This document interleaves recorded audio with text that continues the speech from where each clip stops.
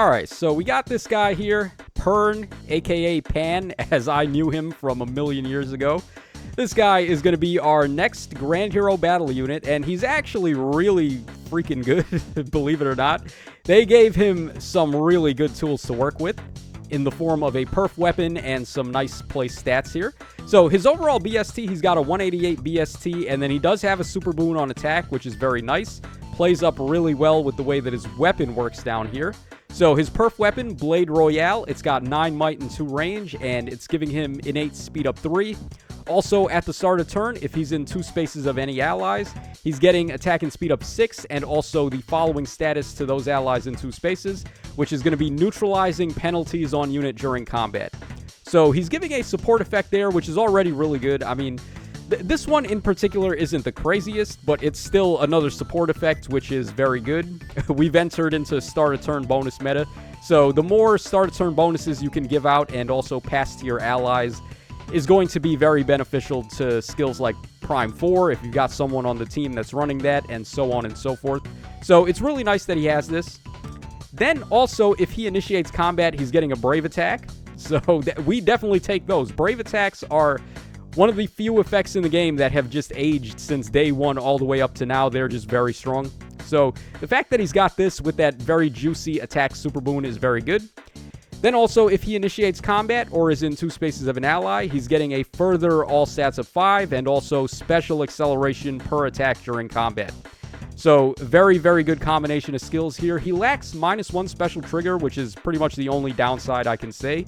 But it's made up for by him having the special acceleration on hit. So when we start talking about some of these infantry skills that he's got access to, like Tempo 4 and Physical Null Follow-Up and stuff like that, it really starts to get to a point where the Brave Attack with the combo of the acceleration is going to really look nice. And then he's also got Dagger 7, of course, like all Dagger units. So very good stuff from our boy here, Pan, aka Perne, whatever you want to call him. So let's go ahead and take a look here. So he's got 44 HP, we got 43 attack, we have 45 speed, 34 defense, and then 21 res. So his BST, as I mentioned earlier, is 188 in total. Unfortunately, that's not the greatest anymore. He ties actually with Lumera and Fallen Linus in terms of BST.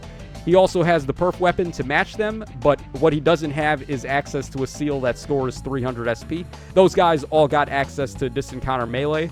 So, unfortunately, in terms of scoring for arena modes, Perne or Pan is not really going to score as high as he needs to. So that's the one downside to him. He's not a good scoring unit. However, he is a very good unit stat-wise. So we compare him to the contemporary unit Cyril here, who was the last released infantry physical range type. So he actually compares pretty good to Cyril despite having less BST. Cyril's got a 193 BST overall. So Cyril does score 1 bit higher than Pan, unfortunately, but that's not the biggest deal. Cyril's got 2 more points of HP, which is fine. And then Pan actually beats him on attack and speed, which is pretty interesting. And we also get the clutch super boon on attack, where Cyril only has a super boon on defense. So Pan just melts him in terms of attack and speed. And then Cyril's got 36-27 for defense and res, and then Pan over here has got 35-22. So Cyril is a little bit more well-rounded, and he's got a little bit more bulk. Whereas Perne is just going all in on offense, balls to the walls attack mode. So that's what we like to see. So now let's go ahead and take a look at some builds here for our boy Pan. Okay, so here is the first build, and I say build very loosely because you can mix and match a lot of these things. These are not set in stone. So like Physical Null Follow-Up, you could run Tempo on this build if you wanted. Bonus Doubler 4, feel free to go like Finish or like Bone or something else. What else would be good? Remote Sparrow, I guess. So like a lot of these builds you could just mix and match, sprinkle the skill combination that you like together, and it's pretty much going to work. Just the basis of this guy is just to Brave Attack the foes and then melt the enemies right there on the spot, which we're able to do. But this particular build is exemplifying overall bulk. So we got double Bonus Doubler 4 here. Well, Bonus Doubler 7 in total with the Ace skill and the seal. That's giving us the highest amount of stats that we can get. Coupled with Insight, which also is a status effect that gives all stats. And then we got Physical Null Follow-Up, so we can quad the enemies even if they've got Wary Fighter effects. Fleeting Echo is going to give us some Initiate DR, so we can guarantee that we get to the quad. So you hit the enemies twice, they counterattack, and then you hit them 2 more times and probably finish them off. The amount of bulk that he's getting here should be sufficient to let him survive one of the enemy's attacks.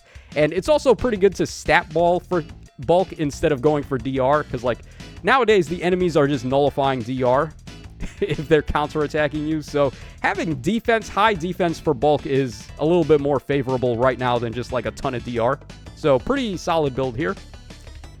All right, this is the next build we're taking a look at. So we have Hexblade on the A slot here, so that way we can do adaptive damage and target the enemy's res instead of defense, assuming they have less res than defense.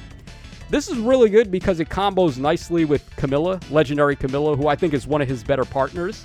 So Camilla, of course, gives that very juicy damage reduction cut status effect at the start of the turn to allies in 2 spaces. You combo that with Tempo 4 or Physical Null Follow-Up. All of a sudden, this guy is cutting DR by 75% with every attack, and he's got a Brave attack. So that's a lot of damage. And it's a lot of damage that the enemies are not going to be able to protect themselves from too easily. So having that, Hexblade also with Camilla gives us a staff unit on the team so we can easily get the Hexblade status. Then we've also got Oath 4 for some warping and also attack and speed, and then the drive attack and speed. More so just the drive attack and speed, and warping is what we want because his weapon already does that. And then we got Blade Session for max DPS and Fleeting Echo for some DR on initiation. But you could go Deathblow Echo as well if you wanted to. So another pretty focused damaging build we've got there. Okay, this one, I wanted to try something with lethality. So here is a lethality build. We've got Infantry Null Follow-Up 4 on this guy, which is a pretty good C-skill for him in particular, because he's already got the support effect on his weapon, where he's giving attack and speed up 6, and also nullification of penalties in combat. Now you can also combo that with giving Null Follow-Up to allies in 2 spaces. So it's a pretty sick combo here. It gives him a little bit more support mileage as far as helping out his teammates go. Then we've got Assassin's Strike, which is very strong for melting the enemies. If you don't want to go for melting them with DR cut, then just melt them with this. He's getting 20% of the enemy's defense as bonus damage per attack, and then when you combo that with a Brave weapon, like this just gets to a stupid amount of damage. So he's going to be hitting very hard here. We've got Remote Sparrow and Fleeting Echo for a lot of DR on initiate combat, so makes it harder for the enemies to get rid of him before he can get to his 3rd and 4th attack. And then lethality is there in case we need to hit the enemies that many times. We can just nullify DR at that point and just completely erase them from existence. So a very, very good build here for damage output. But then again, all of these builds are good for that.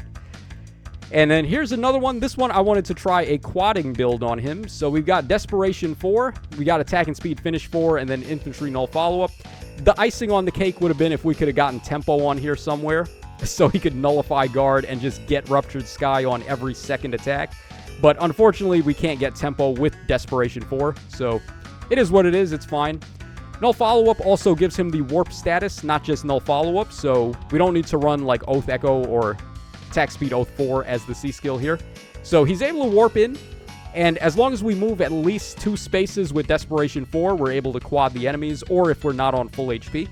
So he's going to hit them 4 times in a row. If they don't have guard, he can proc Ruptured Sky twice. And that's another +5 damage every time we do with Finish 4. So a lot of DPS here. Blade Session and Deathblow Echo, of course, for even more DPS. And then we've got one final build that I want to show off for him, which is an AoE build. This weapon works really good for AoEs because it's got the acceleration on hit and also the Brave attack. So Blazing Wind, it's going to be tricky charging up your first Blazing Wind. That's the only downside here. I decided to go for Tempo 4 because once you proc Blazing Wind the first time, it's going to be smooth sailing from there. But prior to that, like Special Spiral 4 could also be an option here just to get more consistency with the Blazing attack. But Tempo 4 nullifying guard and then you hit the enemies twice is going to make it very easy to upkeep your Blazing Wind. We've got Infantry Pulse 4 as well on here, so he can get his start of turn cooldown reduction and also give it to allies that have less HP. And then, of course, with Blazing Specials, we want to go full visible attack, so we got Life and Death 4 and Life and Death 3 there. You could also try Solid Ground as well if you want to try that on this build just to get a little bit extra bulk. And it's not like the speed really matters here because after Blazing Wind and then the Brave Attack, he's probably just going to finish off whatever he hits. He's also cutting DR with tempo, so it's very difficult to live against something like this. So finally, let's just go ahead and wrap up by taking a look at some skills I didn't mention that can still work out. So Attack and Speed Prime 4 and also Attack and Defense Prime 4 are options for him because he's a dagger type. So he'd be able to get close counter with that. He doesn't get his Brave Attack on the enemy phase though, so I abstained from showing off a Prime 4 build here. But keep in mind, his weapon is giving him one active status, which is nullifying penalties in combat. So that already makes it very easy to get the other status effects for Prime 4. So that could definitely be an option. Solid ground, like I said, for this build if you want to go for AoEs.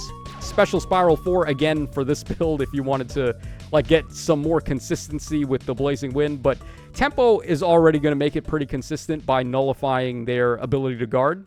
So you just hit them twice and then you keep on using Blazing Wind over and over pretty much is the idea. Escape Route 4 could be a really good option on him too, because it's going to give him access to Canso, and then it also lets him warp to allies if his HP is below a certain threshold. And it's not too hard to get him to chip HP if you want to run like Fury 3 as a seal on him, which I also brought up as an option.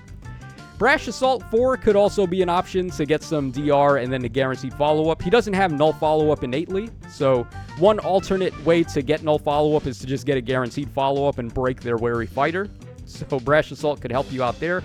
Then it also augments the damage of your next attack by the amount you reduced. So could give him some DPS and sustain, or DPS and tanking alike if you want to go for that. And then finally, Times Pulse 4 and Fatal Smoke are C-skill options if you want to go for those. But he doesn't really need Times Pulse 4 too much, I would say. Like, Infantry Pulse 4 is a little better on this guy in particular, because he can also support the allies with that, and his weapon has the support effect too. So I feel like it works out a little better than Times Pulse for him. And then Fatal Smoke if you want to give the middle finger to those drive miracle units like Ymir and also Fallen Maria. Or if you just want to turn off enemies' healing abilities, then it could come in handy there. And then you could run Desperation as a seal as well. That's also an option. So Desperation possibly as a seal if you can get low on HP. Probably on one of the other builds where we had a lot of sustain. Or not sustain, but just like tanking. Like this one, for example, where we've got Fleeting Echo and Remote Sparrow. You could run like Desperation here. So after your first attack, you get the DR to survive a hit. And then you get knocked below 75% health. So then from there on out, you can just use Desperation to quad. Could be an option. And then what else we got? Attack and Speed Solo 3 goes without saying. And that's pretty much it. So let me know your thoughts in the comments section down below about our boy Pan here. I think he's pretty good. He's actually a definite worthwhile unit to build up if you're interested. The only bad thing, of course, once again, is that he doesn't score as high as some of the recent releases that were free to play. But it is what it is. You can't win everything. You gotta, like, some units are going to be good for some things, and others are going to be good for other things. So there you guys go. That is my analysis for Pan. So hope you guys enjoyed it. And this is your boy Tacho signing out. So take care, fellas. And I'll catch y'all again on the flip side.